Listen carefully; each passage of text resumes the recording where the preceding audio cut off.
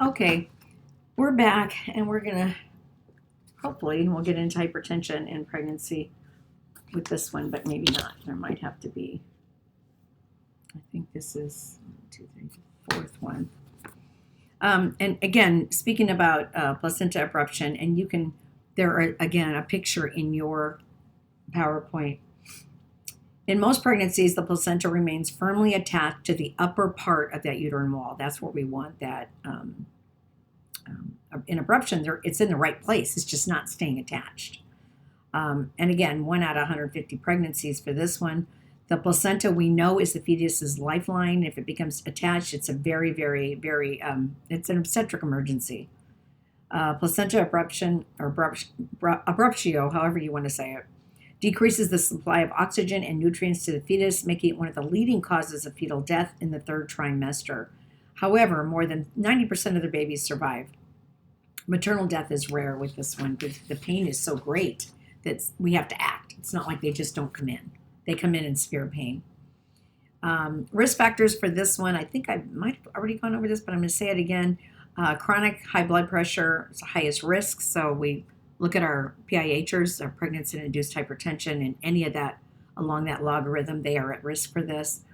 Heart disease, diabetes, smoking, alcohol or cocaine use, risk factors. A lot of those that I just mentioned causes vasoconstriction. We know smoking, diabetes, heart disease, depending on what it is, definitely cocaine.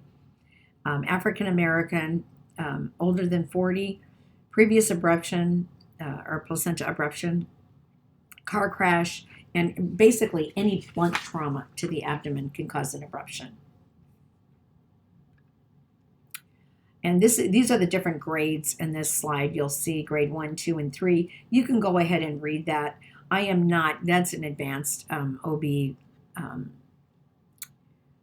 concept, and we're just not going to, it's more of a diagnostic in what we're going to do with them, and we're not going to talk about that in this class. I'm not going to test you on that. I just want you to know that if you read in the progress notes about the different grades, what happens. But for the most part, if it's an abruption, it doesn't matter if it's grade 1, 2, or 3. We need to get the baby out. We need to section that baby. So what does it look like when you have a concealed hemorrhage? And if we go back to that one slide, here all the way back here, you can kind of see that it is concealed.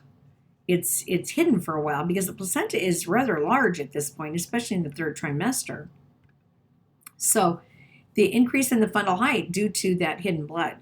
Very rigid abdomen. It is, like I said, there is, once you've seen it and felt it, it's board-like. It's not, if we touch our abdomens, even during pregnancy, unless there's a contraction, it's very soft.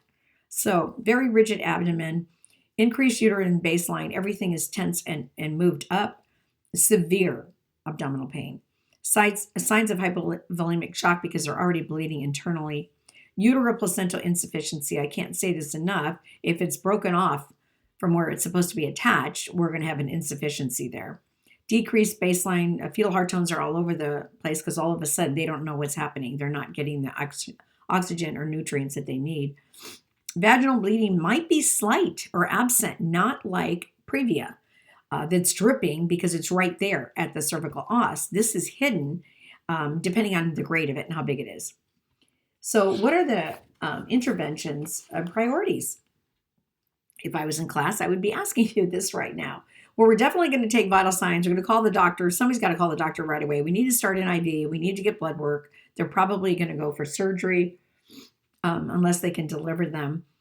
And what is the infant doing? What is the infant doing? We need to know that. We need to have a neonatologist in the wings too, waiting to help us with this baby.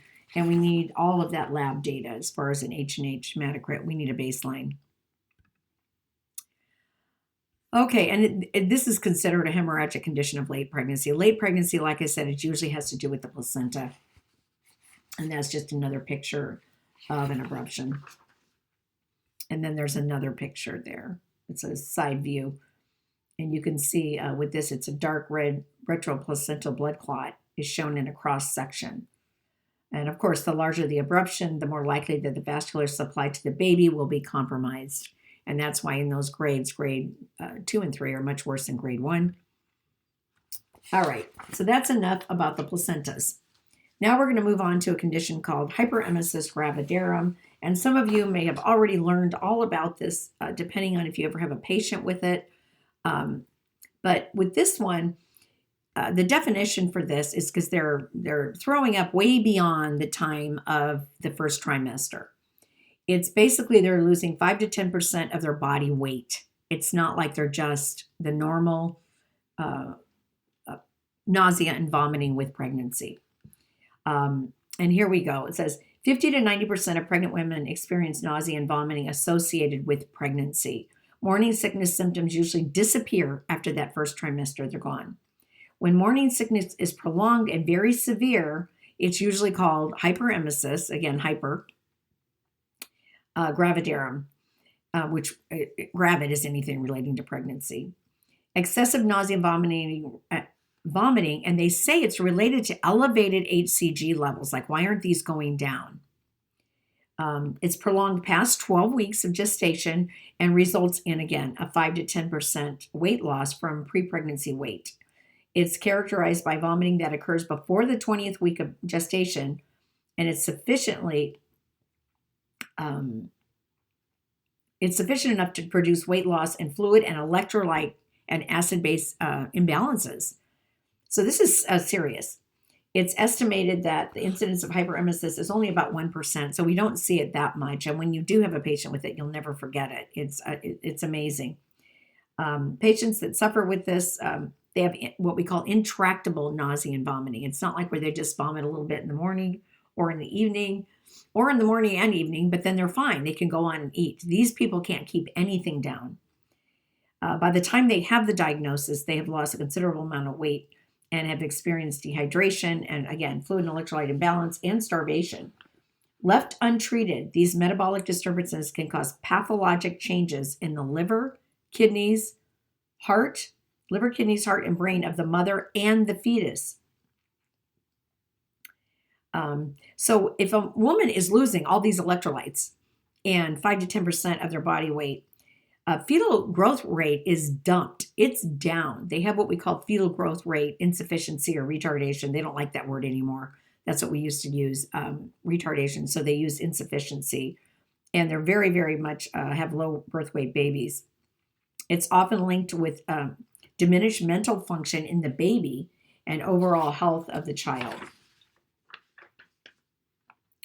So they don't know what really, still to this day, what causes it, but they attribute it to elevated levels of HCG, or maybe they're not elevated, but they're still there. And is the mom having this reaction to it? But they say it's not psychological. And I put this in here because for years they said, oh, they're just crazy. Why are they throwing up? Or there was things like, it's so sad when people can't figure out what's wrong with people. They always go to the psychological, right? Always. And they'll say, oh, they really didn't want the baby, so they're trying to get rid of it. I mean, I've heard everything. It's crazy. But now they know that absolutely not. This is not psychological. It's a physical condition, and it's a complication to pregnancy. There is a risk for the fetus to be what we call IUGR, which is intrauterine growth restriction, or preterm birth if the condition persists. All right, so the only other thing here before we go into hypertension, let's go back, I wanted to say is I'm going to give you a guideline to go by. It's morning sickness versus hyperemesis. And so for morning sickness, nausea sometimes is accompanied by vomiting, but not all the time. In hyperemesis gravidarum, nausea is always accompanied by severe vomiting, not just a little bit, but severe. In morning sickness, just normal first trimester stuff, nausea subsides at 12 weeks or sooner. And with hyperemesis, it does not subside. It goes on and on and on, like I said, up to 20 weeks and sometimes beyond. With morning sickness, vomiting, it does not cause severe dehydration. I remember being on staff as a nurse, I'm literally running in the patient's bathroom because it comes on that quick with a couple of my kids and throwing up, wiping my mouth clean. And as soon as I was done with the patient, I would go and have some water.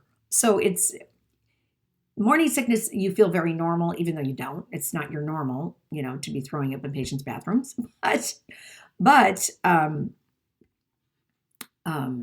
with this stuff, it doesn't. It does. The vomiting causes severe dehydration because it's incessant. It just keeps happening.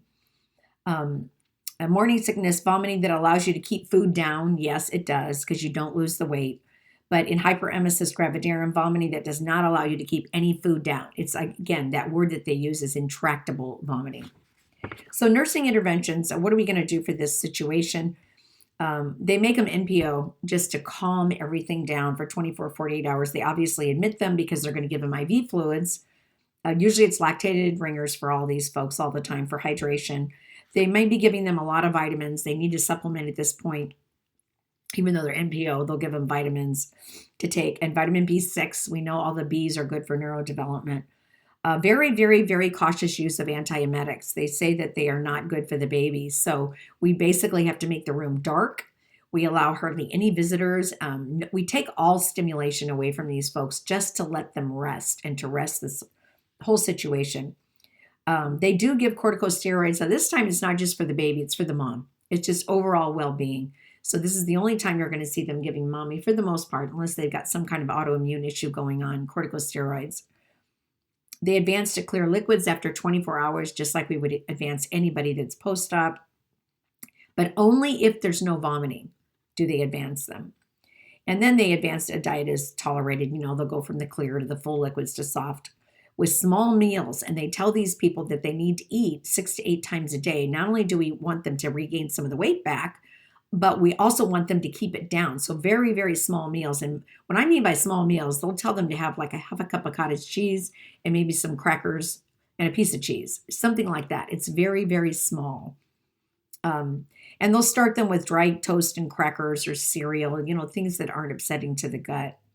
And then again, soft diet and then a normal one. In severe cases, and we do see them, and this is the patient that I took care of years ago when I was your age as a student. And it was at UCI, believe it or not, in that old hospital that we're in. I took care of a hyperemesis gal, and she was on TPN, or that parenteral nutrition that we see, total parenteral nutrition. So we had to check all the electrolytes. And I just remember thinking as a young kid, wow, we're feeding her with all of this good stuff. And because she couldn't, it was better for her and the baby if we did that.